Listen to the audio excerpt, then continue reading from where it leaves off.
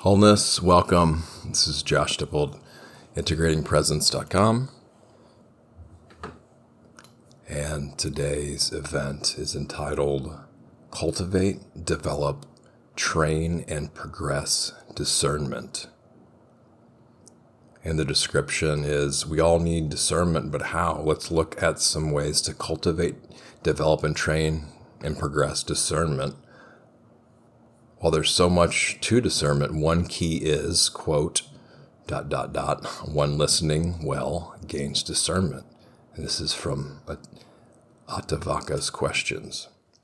So before we jump in today, let's just either sit back, if there's too much energy or plenty of energy, or maybe come forward a little bit if kind of you could use a little boost of energy. And let's just, if you're comfortable, close your eyes and take a few deep breaths. Arrive in the room you're in, the space you're in, wherever you're at.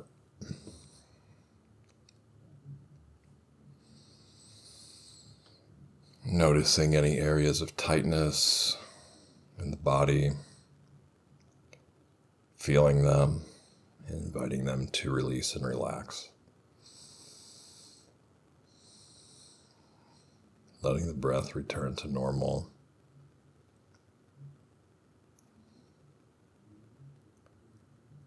And for a brief moment, let's open to hearing and listening. Hearing in general, so notice what kind of auditory phenomenon is being noticed right now. So for me, I can hear a muffle of the neighbor's media, I guess, whatever's playing on the media entertainment system. I can notice a few birds, song,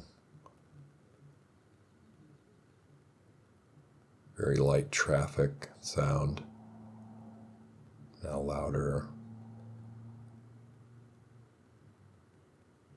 Refrigerator running a little bit, and the sound of my voice when I'm speaking. So let's just spend a few more moments opening to hearing.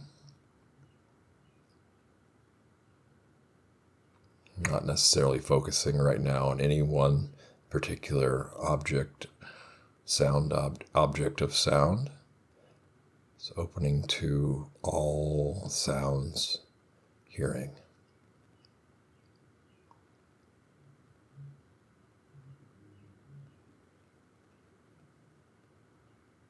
Okay, now, welcome to pick any of these objects and listen for a moment. Usually it's easier with the most predominant object, the one our attention most naturally gets drawn to. And we can notice how that might change too, like there might be competing, not necessarily competing, but maybe we can perceive it as that. Maybe one sound will be louder, taper off, and then another sound will be louder.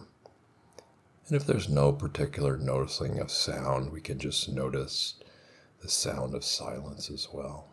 So again, let's listen in to a particular object, particular sound.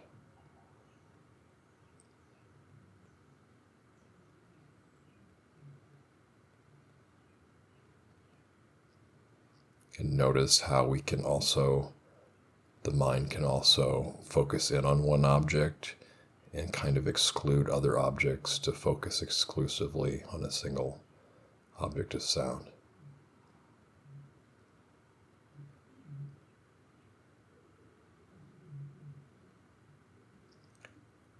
And then before we close this brief introductory meditation, just notice our relationship to whatever we're listening to, and looking back on just hearing in general. What's our general relationship to that? Likes, dislikes,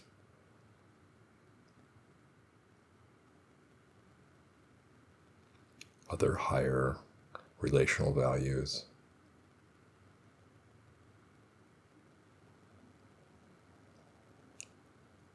Okay, when you're ready, you can open your eyes, bring yourself back to the room, space you're in, and of course, continue meditating. Why I do this, especially since we focused in on sound and with the sound of my voice, right?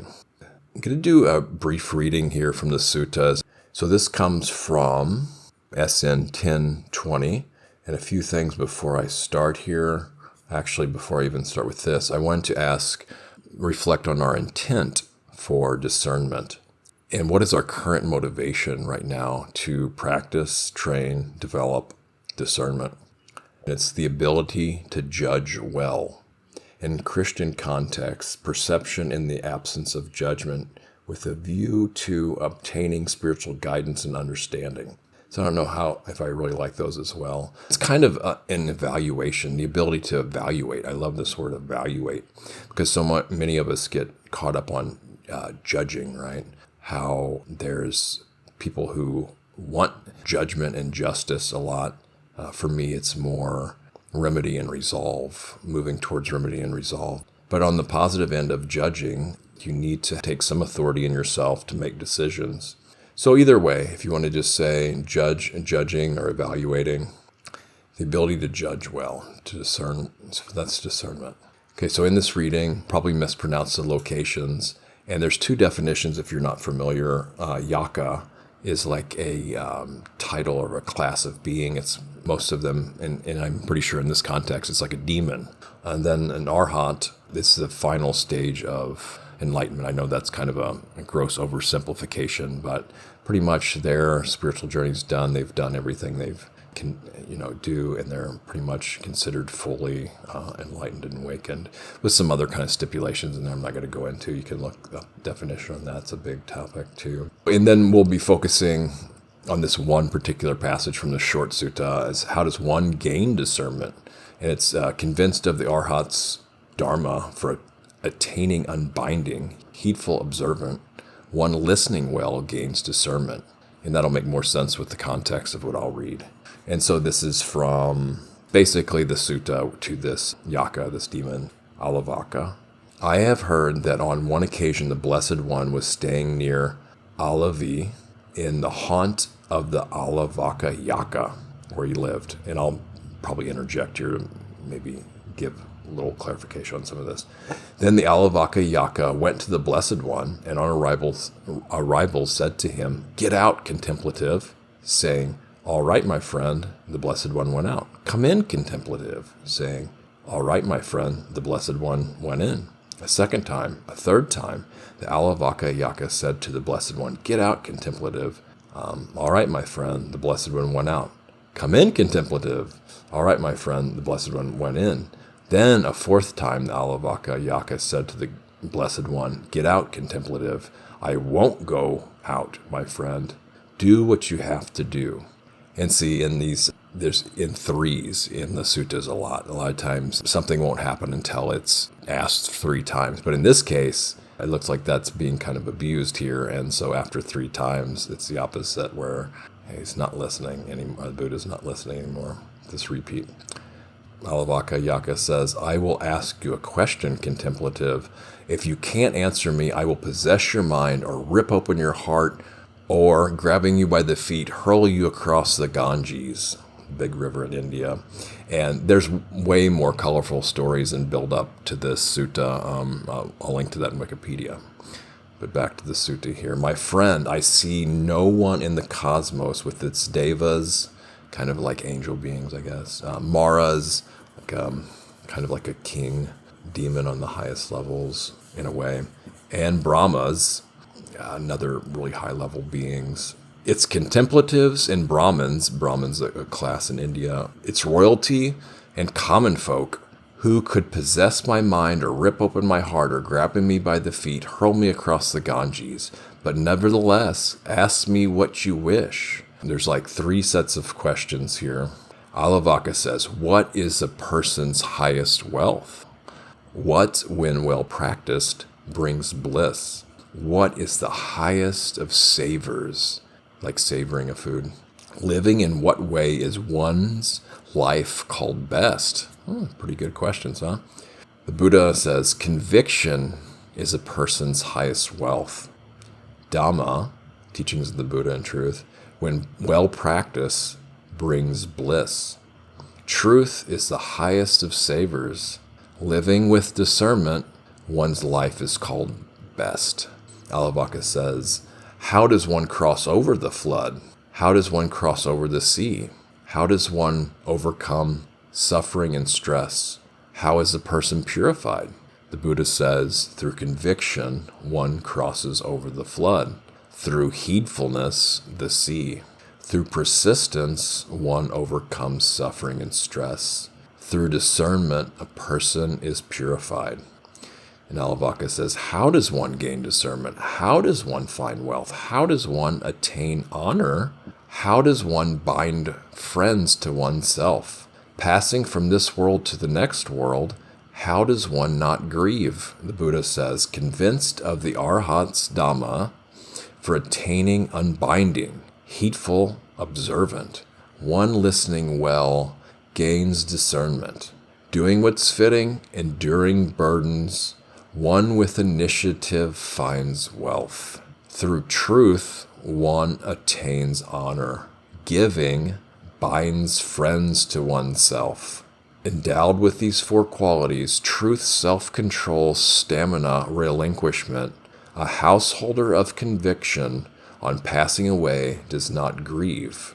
Now, go ask others, common Brahmins and contemplatives, if anything better than truth, self-control, stamina, and relinquishment can be found. Here can be found. Alavaka says, how could I go ask common Brahmins and contemplatives, now that today I understand what benefits the next life?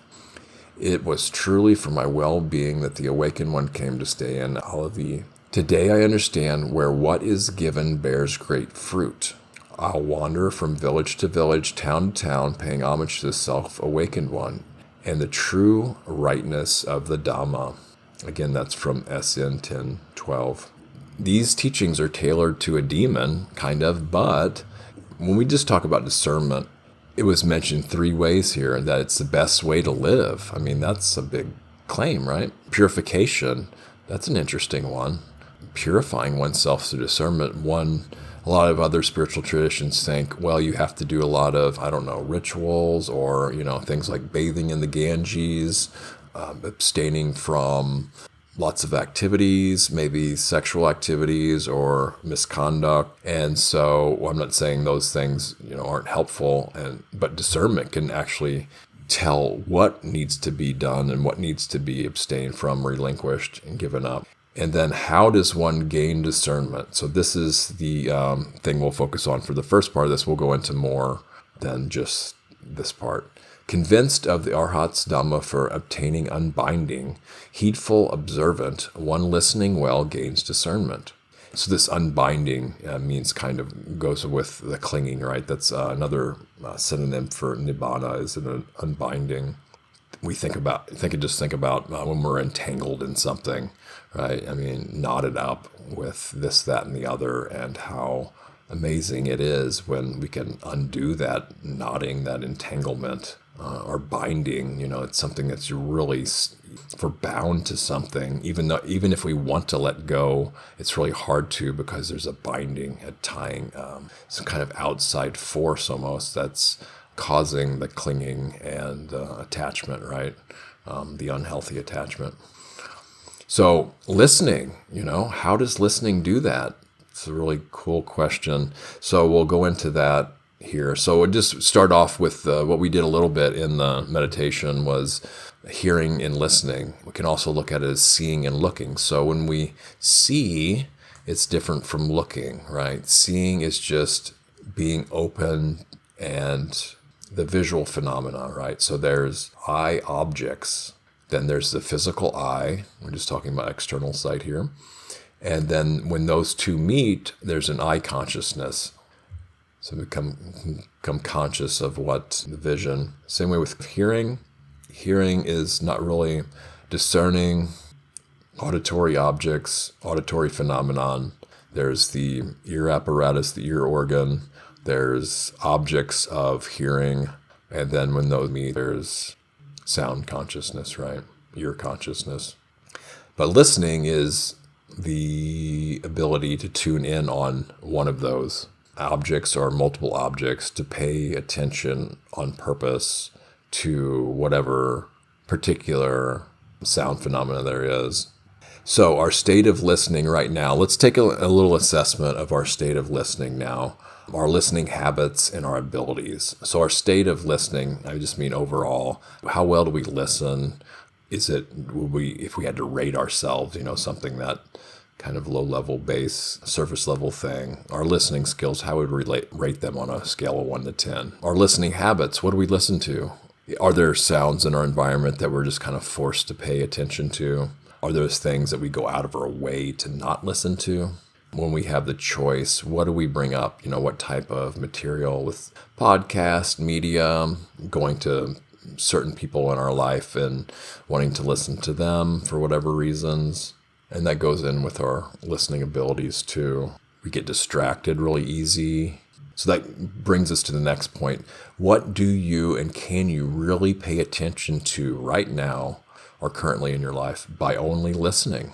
So let's just kind of reflect a moment on what types of things can we really pay attention to for long periods or longer periods? And then what do we want to listen to and what don't we want to listen to?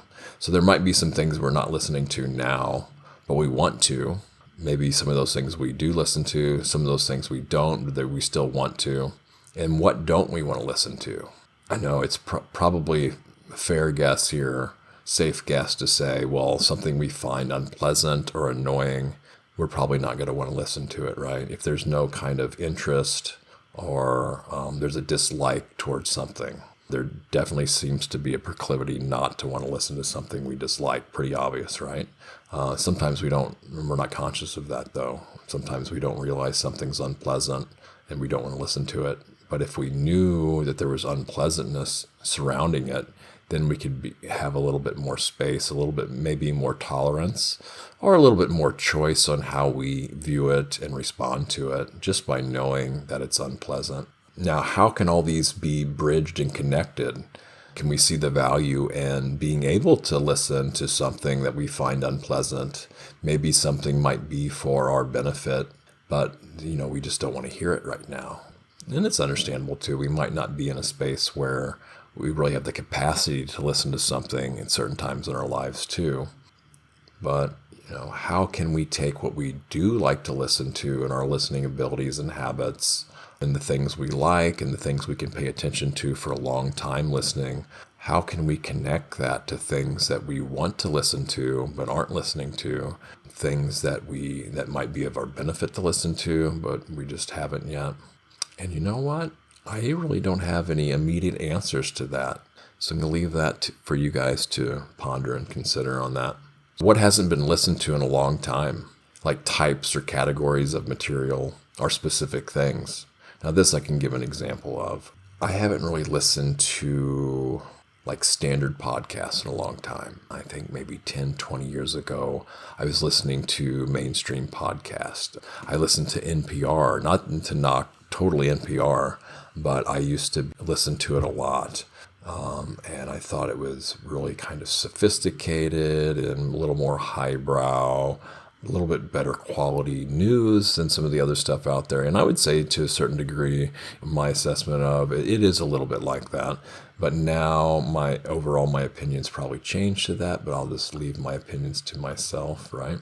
So that type of material, some of the kind of more popular podcasts just for purely entertainment purposes. And for me right now, there's so much what's called infotainment. So out there that just listening to something for entertainment, it's rare for me. I do have a favorite comedy podcast though. Super Ego, go Super Ego. It's a free podcast. So as far as infotainment, so not only can you learn things now, but you can be entertained at the same time. So it doesn't have to be all dry, rote learning when listening. That can be somewhat entertaining too. I mean, that just makes sense. If you're either going to do one or the other, you get burnt out on really dry material. Then you go to kind of entertainment that really just is kind of a waste of time for a lot of it. So these things are combined now. How can you hear or listen to something new?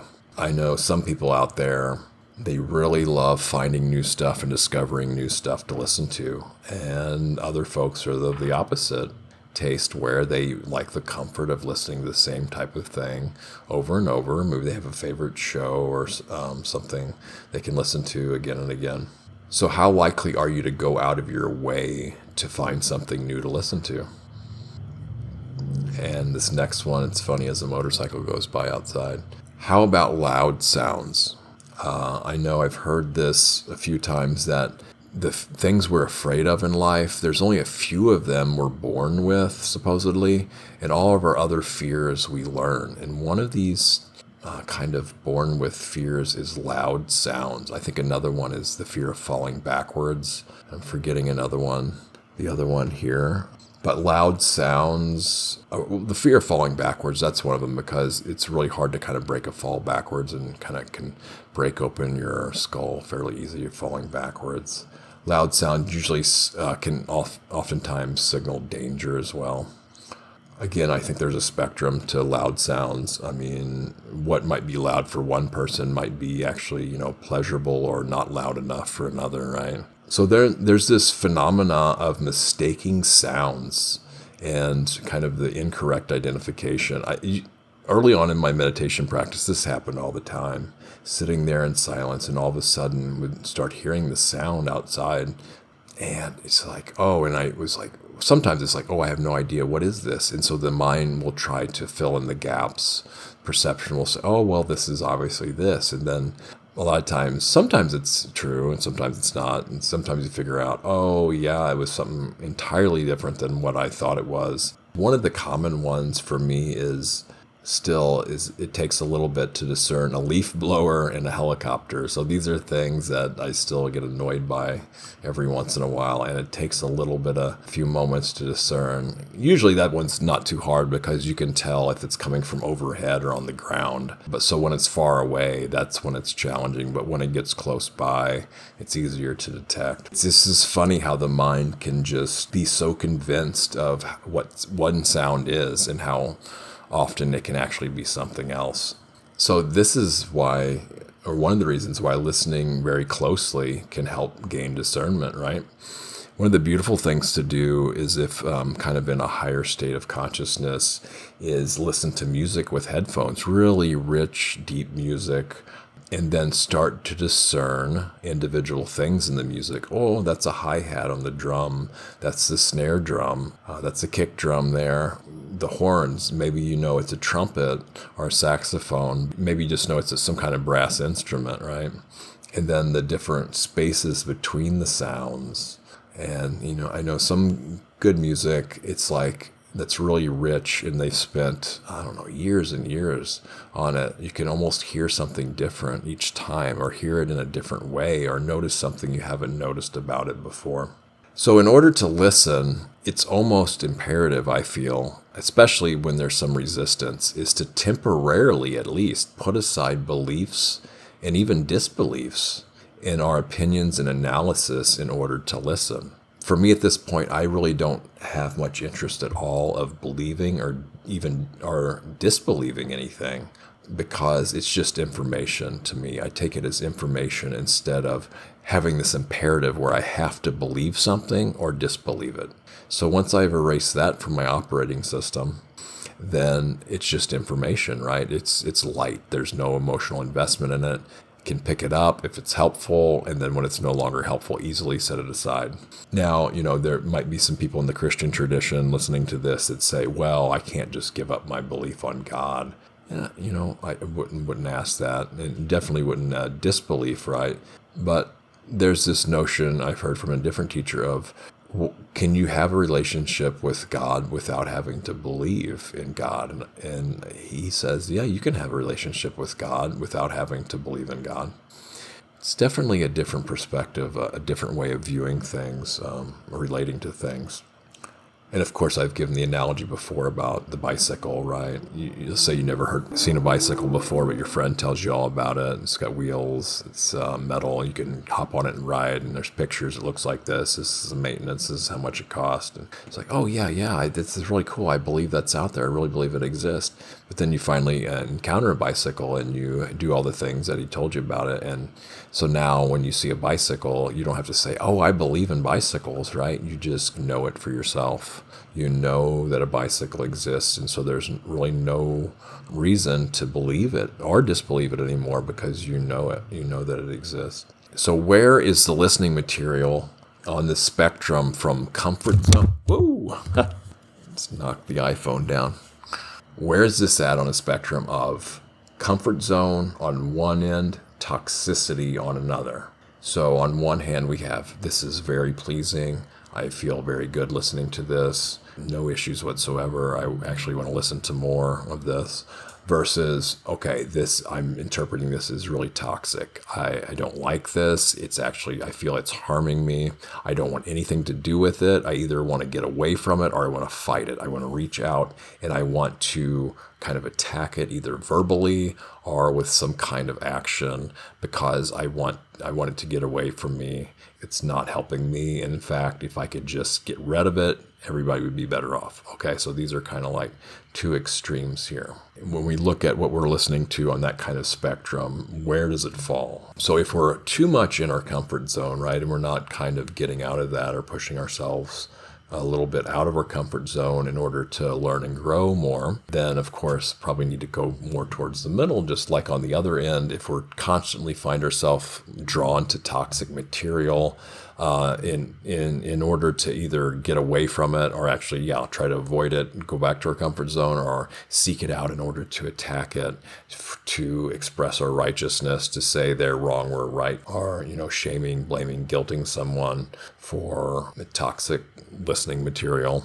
I know for me, I have a strong dislike towards kind of really loud, violent music. I just, I feel the pain that the folks are in with that. And I know that might sound a little condescending or a little bit kind of pitying. Tune into that and listen. Well, I used to be the exact opposite though. I used to listen to some of that stuff regularly, but when just people are spewing out harmful things, their intent to harm, it's just, I definitely have a dislike for that. And I don't really know what to do because we can't really control other people. Now, there's certain situations you can go up and ask them, to kind of have a conversation with them, but it depends on how you do it, right? Because depending on how open they are of listening, and then how do you approach that, right? I guess acknowledging the pain that they're in to begin with, that they might have not any idea of the pain they're in, and that they're crying out for their pain to be acknowledged by someone else because they're not able to do it themselves or don't even realize that they're in pain or realize that they can't acknowledge their own pain and don't have to get that attention from other people all the time. Again, that might sound a little bit kind of righteous or pitying, but I'm still working on that. Let's talk about note-taking. Sure, everybody's been through some schooling systems and education where note-taking is involved. I know in my day, a lot of it was paper notes and lectures, and there really were no recordings to go back and listen to. Some of this was before, the prevalence of cell phones where you could just make your own recording. If we look at our note-taking habits when listening, do we take notes during the first listen? Or do we wait and listen to the recording again and do notes on the subsequent listen? Or do we ever do any notes at all? And then how can this enhance or detract from better listening? So by this, in my experience, from what I remember, when I was taking notes in the first listen, a lot of times I would miss content because I was focusing on my own notes and writing what I wanted to write down. And so I didn't feel I was listening. But then on the other hand, sometimes it would be so helpful to have that note to go back to refer to what was being said. And so it was kind of like a reference point to remember more. It seems like on the second listen, especially if it's recorded, it's more of an obvious thing. If you have the time to do that, to take notes on the second listen, it seems a lot better to do it then, because then you can kind of pause and write down and go back and that stuff, depending on how much time you want to spend. And of course, we have to use our discernment to find out how much time we want to spend taking notes and re-listening to certain material. So that moves into the repetition. What role does repetition play in our discernment skills?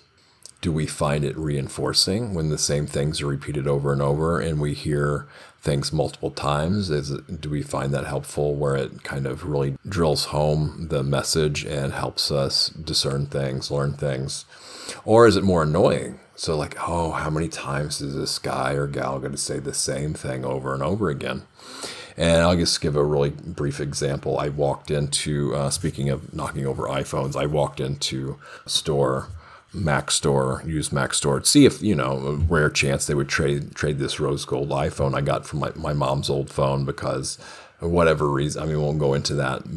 And so they had some, the same type. It was just a different color. And they said, well, probably won't do this, but I'll go and ask the owner there because, just to humor you kind of thing. And so he says no, and then offered me to sell the other ones anyway. And I said, well, Amazon way less, and I forgot to ask him for a trade-in for this, and if they'd match prices or whatever. But anyway, we got into the thing where it just kind of became a joke, right? He's like, well, I've already got so many other rose gold iPhones, nobody wants them. For whatever reason, we just started joking back and forth about rose gold. And then but he started saying rose gold, rose gold, rose gold.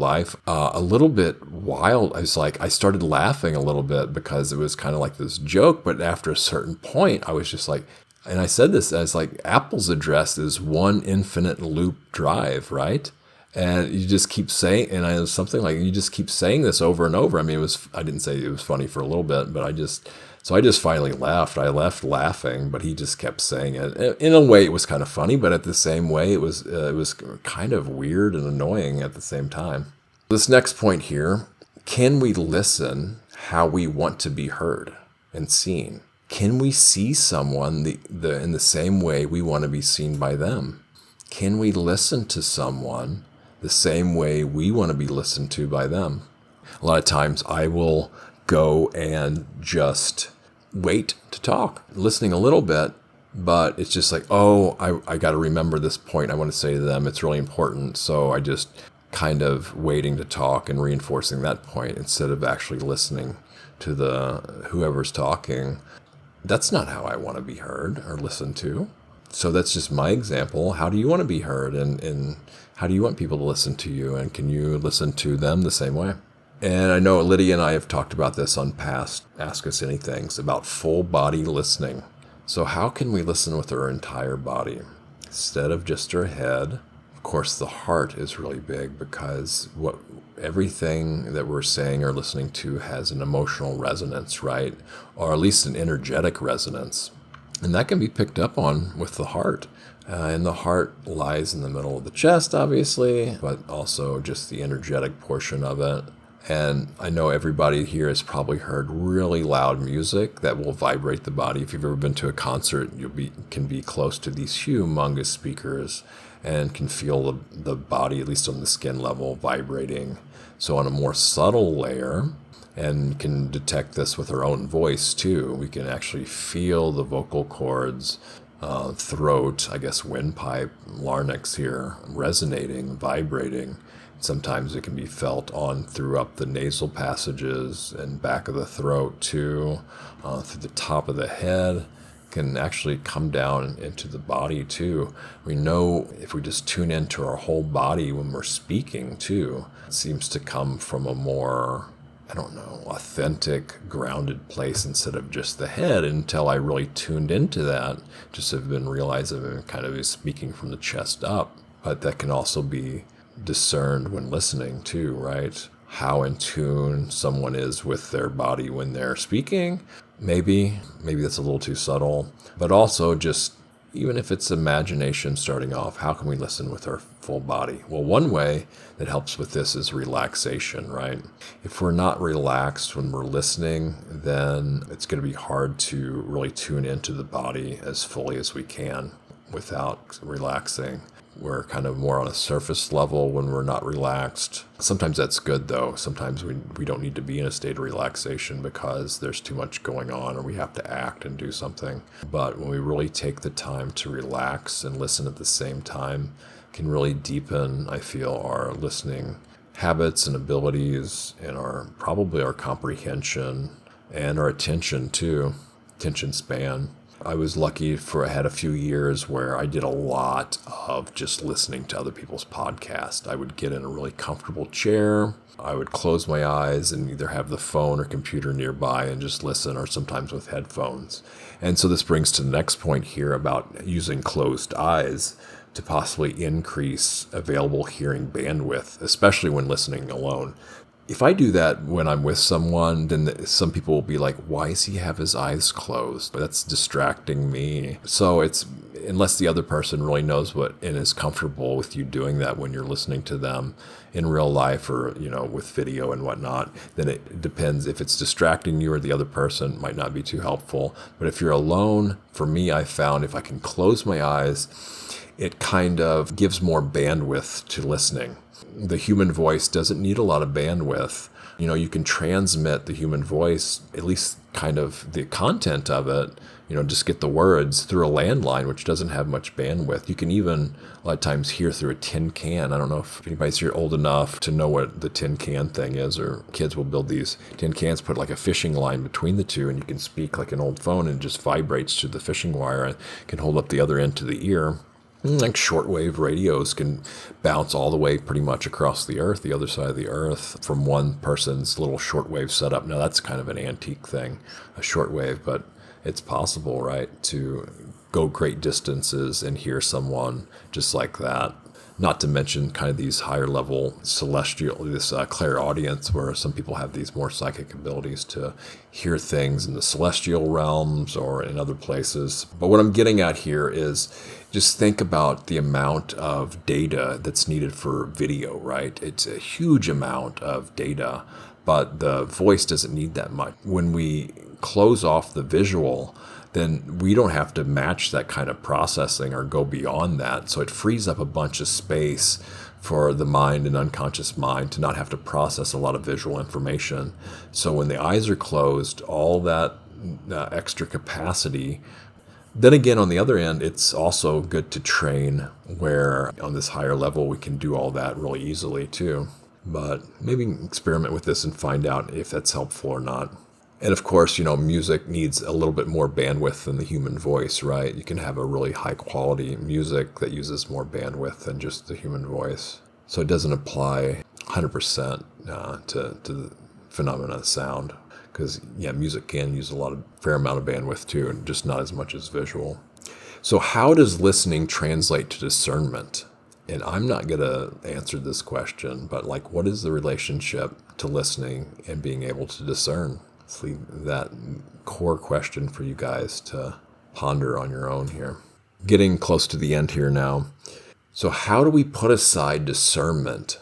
So this is almost the opposite. This is maybe one of the criticisms of discernment, because if we're discerning stuff all the time, how can we reach this undifferentiated observation, this witnessing, this knowing of knowing, this being more with a sense of unity instead of differentiation, and even going beyond all this, going beyond all that polarity. So by this, I mean, yes, if we have discernment skills, we can differentiate, this is that, can really tell what is what, and at the same time, can those skills be overdeveloped and this sense of unity be underdeveloped? Instead of seeing differences, where can we see commonalities? But then again, that's not a good example because of the polarity. If the more we can see differentiation, the more we can also see where things are lacking in unity and seeing the causes that are contributing to a division or a lack of unity too. I guess what I'm getting at here is that just noticing the common thread between things, being able to observe and witness just this raw data without having to discern anything from each other, just witnessing, just pure awareness, right? Being aware of awareness. Does that take a discernment? That's a good question. I guess it could probably be answered both ways. I don't know. That's still a little hazy, so still working that one out. Also, what is the role and discernment of memory and past life memories? So I'll link in the show notes to my little post on discerning past life memories. Because I have a long kind of laundry list of potential situations where what one initially feels might be a past life memory can actually be all these other things. I don't know if I mentioned at the beginning too, one of my intents for doing this, my own intent for discernment, is all the different deceptions out there. I mean, deceptions are really rife. They're everywhere. And so when we're able to discern truth, right? Discern what is a deception, what someone's agenda might be, what part they're lying about, what part they're telling half-truths on, what their strategy is for leading someone to believe certain things, kind of deceiving someone by not giving the entire truth or only focusing attention on one area in order to promote their worldviews or agendas, not being clear about this. Sometimes this happens without really the person's conscious knowledge. They've just been trained that way, or that's kind of like the organization's training has trained them to see the world and act and behave in this way. It's just kind of like second nature because that's the way they've been trained. When these things are spoken out on or pointed out, well, then there's sometimes can be not only defense mechanisms, but just different strategies and approaches for discrediting that, redirecting, all these different tactics that are used as that. And so when discernment comes up, these things can be detected, and then the wisdom element comes in, and heart qualities of being kind and compassionate, or the best level of energy, so they can be seen, and how they can be seen, if they can be seen in a better way, and then if they need to be responded to in a way, and how one might respond. So again, that goes into evaluation and judgment or judgmentalism. How much are we evaluating something with our discernment skills, and how much are we judging it? The more downside of judgment is judgmentalism. Oh, that's making a judgment call or a value call saying, well, you shouldn't do that for this reason or whatever. And sometimes, yeah, it could be totally valid. And at the same time, some people will beat themselves up because they have this initial judgment. And they're like, oh, I'm judging this person, and I don't want to judge this person. And I feel judgmentalism really comes in when someone's deriving satisfaction from putting someone down, making a judgment, and making the other person feel bad and horrible, but that making themselves feel good for having done that judging, that judgmentalism. So it just doesn't seem right to criticize oneself for judging someone if, in fact, they're conscious of that and they don't want to do that, right? It just happens. And the silver lining to this is that sometimes it's just an identification of, hey, I see your Buddha nature, I see your divinity, but that is just not for me right now. And so that's why I like this word evaluation. So we can just evaluate things. It doesn't have to be cold and uncaring, but to make good decisions and develop our discernment, we can evaluate things. So how does the application of reference points come in here with our discernment skills? Can we create new reference points? How do we create new reference points? Can we identify helpful reference points? And then what reference points are we clinging to? I know some people will get really frightened if they encounter something they have really no reference point for. Or sometimes we can encounter things in life where we think we have a reference point for it, but it turns out that reference point was so far off from the actual truth of the thing that happened in our real life that it wasn't really helpful at all, or it was just a little bit helpful. Then it was almost so much like it was the reference point we had was like a kind of third grade level reference point, where now through this new experience, we have kind of more of a high school or college level reference point to how things actually are and work in the world. Sometimes encountering new things without reference points can be very terrifying because they just don't know which way's up, where to put it or how to see it or relate to it. Usually that's a fairly rare case though, because once you're in your 20s, you kind of have you've not seen and done it all, but you kind of know of most of the possibilities out there in life, right? And there's not going to be something so shocking that comes along that it's just like, oh wow, this has just changed my life forever. All those things could happen, but as far as general categories in life, right?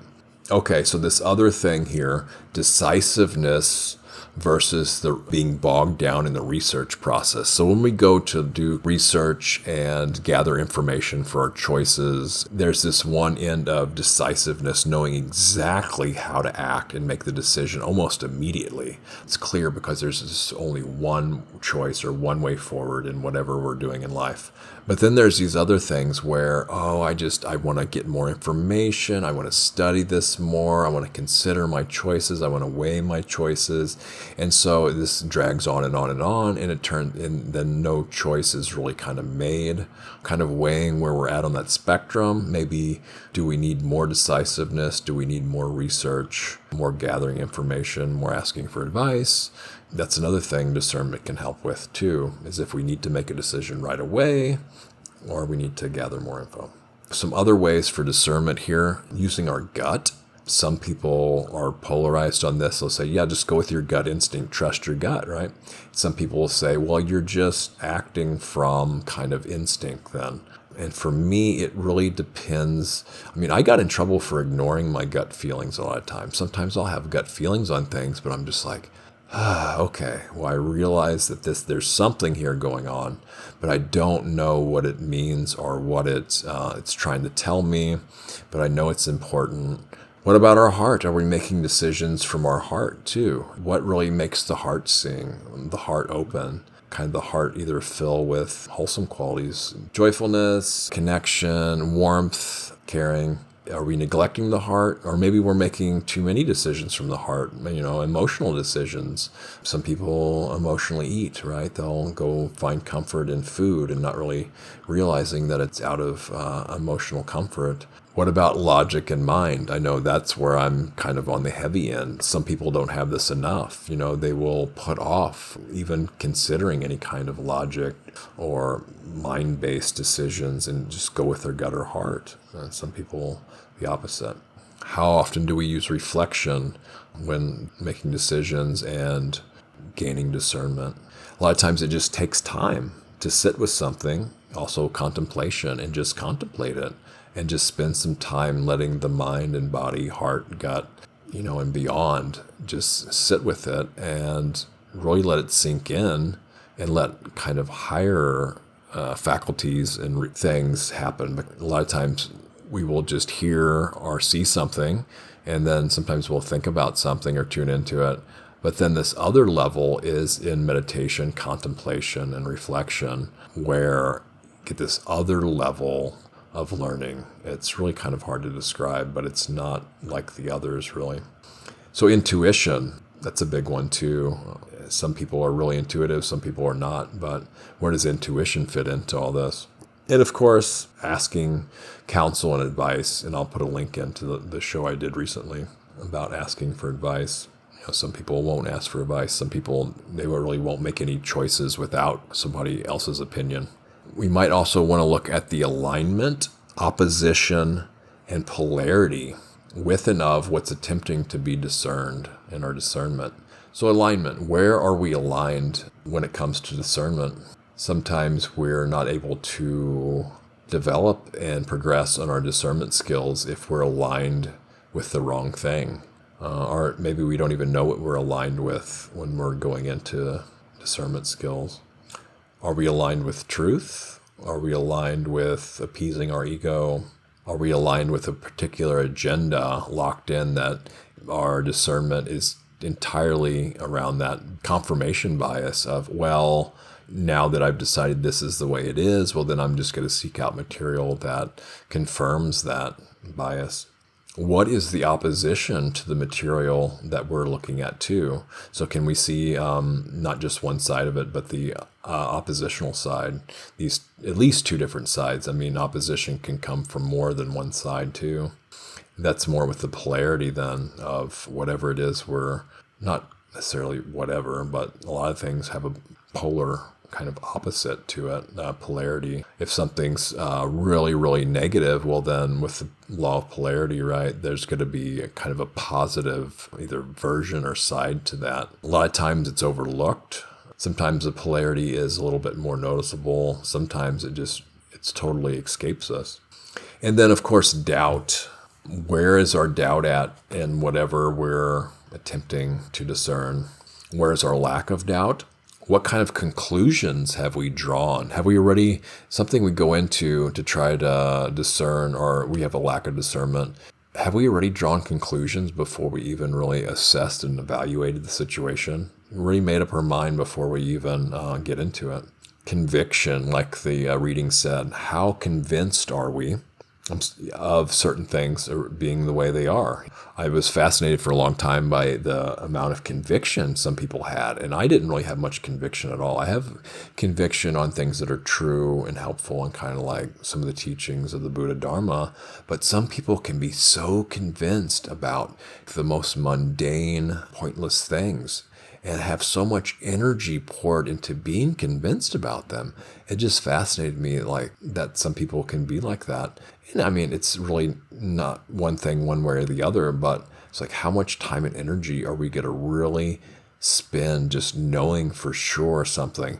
However, if we go back to the sutta, conviction is really important, but what is our conviction about? Is it something that's worthwhile? Is it something trivial?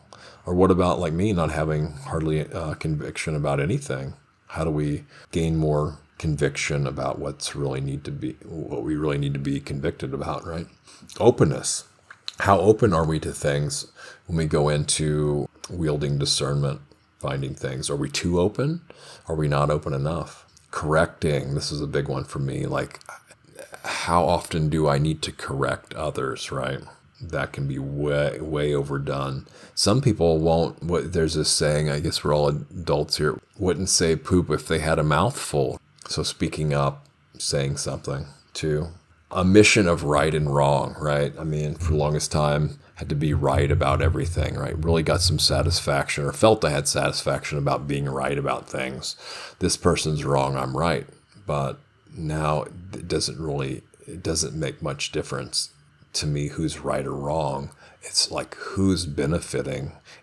Am I benefiting? Am I gaining well-being from this or not? And then extend it is the other person too. So that's more important to me now than being right or wrong, because that satisfaction dies off fairly quickly. Reinforces this bitter, kind of stale, brittle righteousness.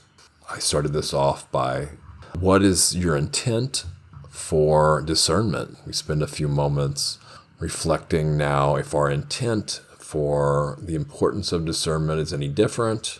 I know there's a lot of words here, but reflecting again on what is our intent for being discerning and cultivating discernment. And then how might we be motivated to do this more? All right, with that, I'm going to wrap this up now and can just let all the words float away for now. Before you do that, you can take kind of what's helpful and just what's not, you can set aside or let just dissolve. Thank you all so much for joining, for listening, for considering using your discernment skills to discern what's helpful and what's not in this. And may you all be blessed with a joyful, peaceful, and lovely time of day or night or afternoon of wherever you might be.